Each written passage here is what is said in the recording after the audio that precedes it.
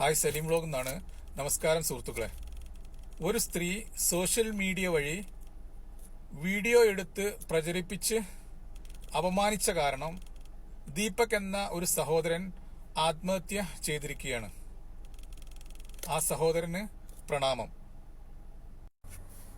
ദീപക് എന്ന സഹോദരൻ ആത്മഹത്യ ചെയ്യാൻ കാരണക്കാരിയായ ആ സ്ത്രീയുടെ വീഡിയോ, ആ സ്ത്രീ എന്താണ് പറയുന്നത് എന്ന് നിങ്ങളൊന്ന് കേൾക്കണം കേട്ടോ. ഇതൊരു വ്യൂസിന് വേണ്ടിയിട്ടുള്ള വീഡിയോ അല്ല കേട്ടോ.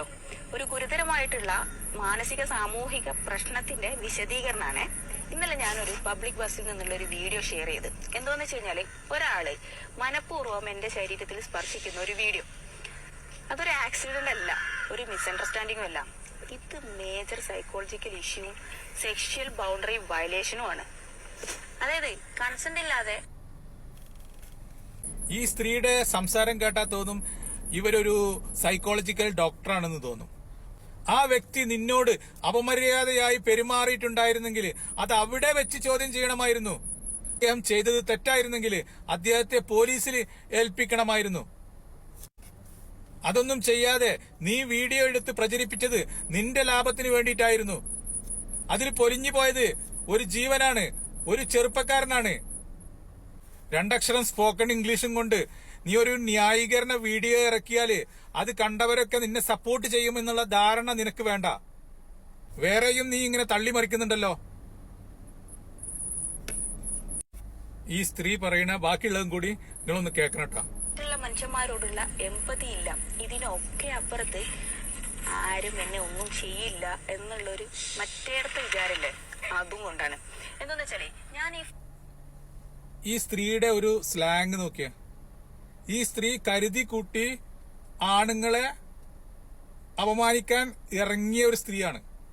കരുതി കൂട്ടി വീഡിയോ ചെയ്ത് ആണുങ്ങളെ അപമാനിക്കാൻ ഇറങ്ങി തിരിച്ച ഒരു സ്റ്റിംഗ് ഓപ്പറേഷൻകാരിയാണ്.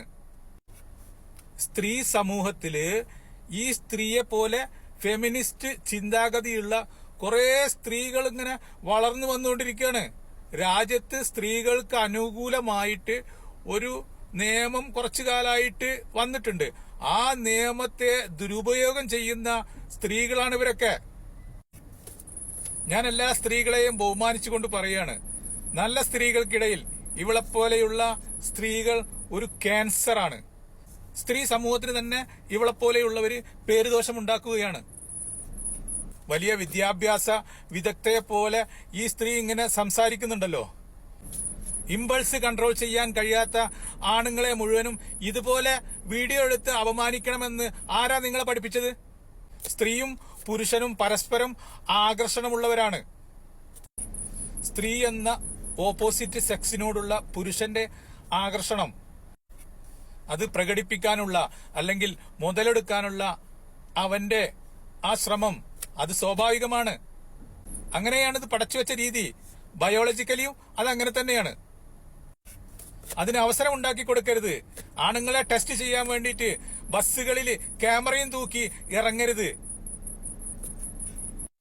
നിന്റെ ആ വാചകടി ഇങ്ങോട്ട് കേട്ടാണ്ടല്ലോ, നിനക്ക് ഭയങ്കര വിവരവും ഭയങ്കര വിദ്യാഭ്യാസമാണെന്ന് വിചാരിക്കും.